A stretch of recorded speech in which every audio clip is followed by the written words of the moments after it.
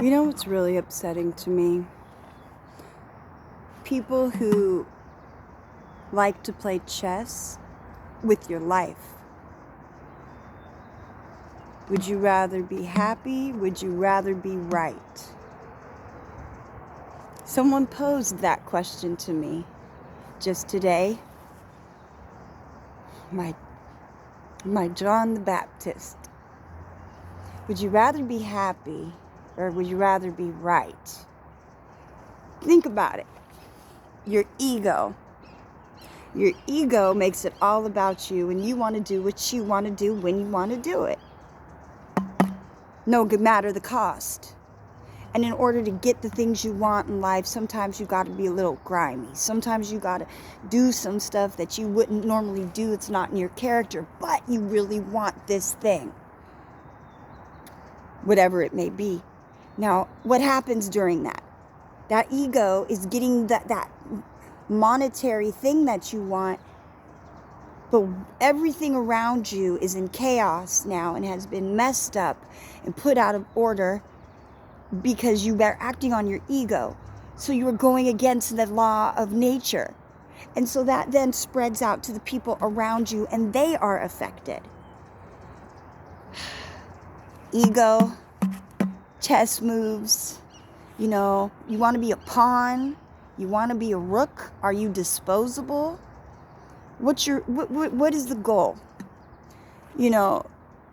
People who are using their ego versus their heart, their soul, their spirit, the Holy Spirit, the truth within, the God within yourself, however you want to say it, God, Allah, Yahweh, Jehovah Jireh. We can go through all of them. To me, I love God. I have the Spirit. I have the Holy Spirit, and that's my house, and nothing will change that.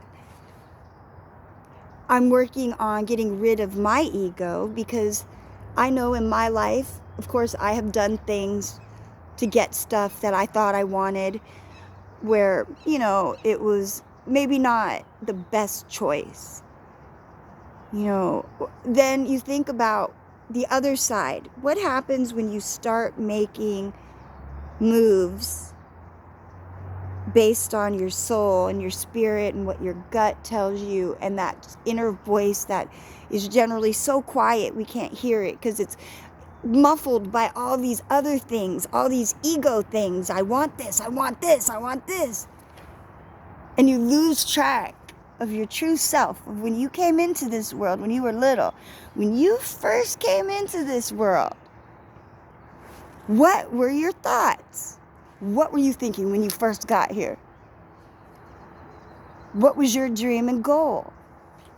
Now, when you start working within your soul and your spirit and in your right house, things fall in order, and you'll notice that the things around you will no longer be chaotic because things work in harmony. Things will work in a balance. And when you're working with nature versus against nature, you're not creating the chaos anymore. You're creating harmony. And things just start falling into place. And if you share the same soul house with somebody, if you're equally yoked with your friends, those around you, your spouse, whoever, you have similar interests, you have similar beliefs, and you're operating from a real place of agape, of what's best for everybody, you're going to notice automatically the people around you, it just, everything starts to flow. It's amazing. You might need something, and then the next person might have it. They might need some information. You'll have it. And everything happens on time because there's a divine order to everything. Ego goes with programming.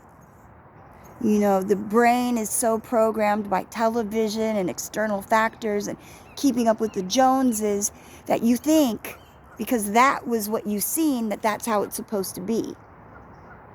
Imagine if you grew up somewhere else where there was no television, no radio. Do you think you'd still be the same person you are today?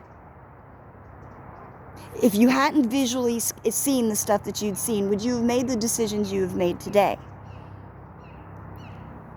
We don't have to become a product of our environment.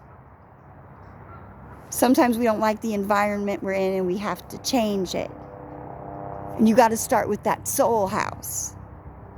You know, because we only get one shot here on earth. And when judgment comes, you can't run from yourself. You know, you could run in your mind all you want. Not crazy, but eventually you're going to have to deal with you. So why not start now? Why not start working on those things now instead of later? Let's not put it off. Let's all go and work together now on just adjusting and working from an agape place of love, what's good for all. Don't make it a game. Don't make it a chess game. Don't do like the elites do.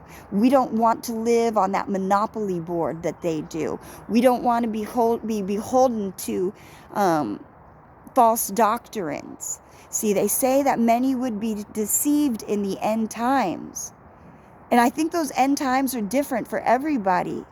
Each soul house has their own time and group that they go with. So am I saying it's the very end of existence? No, that's not what I'm saying. But there's going to be a change coming. What side are you going to be on?